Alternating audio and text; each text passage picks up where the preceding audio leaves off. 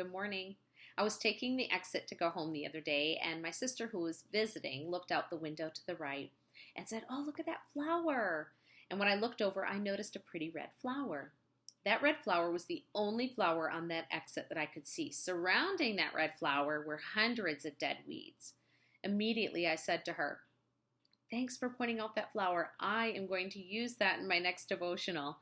I learned some things from that little flower, and so today and Thursday, I will share with you the lessons I learned from that flower. The first thing I noticed about that flower is that it was noticeable. It stood out.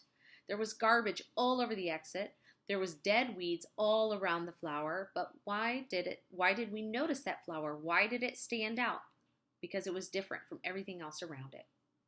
Ye are the salt of the earth, but if the salt have lost his savor, wherewith shall it be salted? It is thenceforth good for nothing, but to be cast out and to be trodden under foot of men. Ye are the light of the world. A city that is set on an hill cannot be hid. Neither do men light a candle and put it under a bushel, but on a candlestick, and it giveth light unto all that are in the house. Let your light so shine before men, that they may see your good works and glorify your Father, which is in heaven. Matthew 5, verses 13 through 16. Jesus calls us, his followers, the light of the world. This world is such a dark place, but if we as Christians are doing what we are supposed to be doing, we will be shining brightly in this darkness. Where I grew up in Michigan, it is far into the country, very rural. There are no street lights where I lived, and so it's very dark at nighttime. And when I go home to visit, we usually have a very long flight and then a long drive to get all the way up to my parents' house. It's usually very late at night when we get there and everyone's sleeping. So all along the drive to my parents' house, the houses are dark. And there's no street lights, remember? So the only thing shining would be our headlights on the street. Well, last time we went at Christmas time, we got in, I think, around 1 or 1:30 in the morning.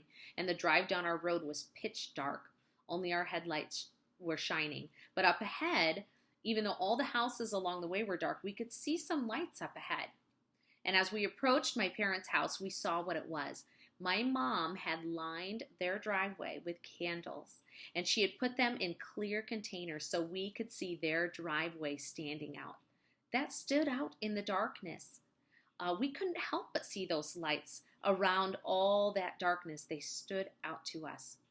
Do you stand out? Are you different than those around you? Does your boss see any difference in you than his other employees? Does the grocery clerk notice a difference in how you speak and how you act than the person that's coming along behind you? When you walk into Ross to shop, are you noticeable? Do your coworkers notice that you do not use the same language that they do? They should. They should be able to tell that there is something different about you. If we're being the light we are supposed to be, others will notice. They will see something different in you. Another question we should ask ourselves is this: is my light shining brightly, or is maybe the container it is in smudged and dirty? If my mom had put those beautiful candles into dirty, filthy, dark containers, we possibly would have seen maybe a little bit of the candlelight, but it definitely would not have stood out to us like it did in those clear, clean containers. Are there some things in your life preventing others from seeing Christ in you? What do you need to clean out of your life so that others can see the light of Jesus Christ shining in your life? I remember several years ago, my husband and I took our children out to eat at a restaurant for Andrew's birthday. We sat down and ordered and ate our meal. We enjoyed our family time, and we just had a good time together.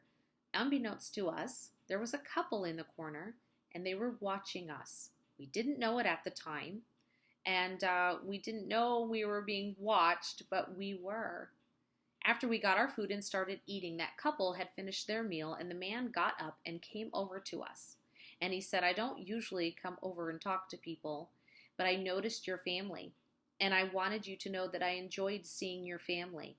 I noticed that you are different than most of the families that I see these days." He went on to say that our kids were very well behaved, and he had noticed that we prayed before we ate. Well, that was a great opportunity right there for my husband to shine the light of Jesus Christ. He got out a tract and he invited him to come to church if he was ever in our area. But now, my family, if you know us, you know that we are by no means perfect. My children are not perfect children by any means. They argue just like anybody else, and they have fights just like anybody else. But it really spoke to me when that man approached me about that. It really helped me to realize that people are watching, and they will notice when they see something different in your family or in you. The world is watching us, and if we're doing our job as a Christian, they won't be able to help but notice something different. Just like that flower on my exit home, stand out. Don't blend in with everything in the world all around you. Be different. Be noticeable.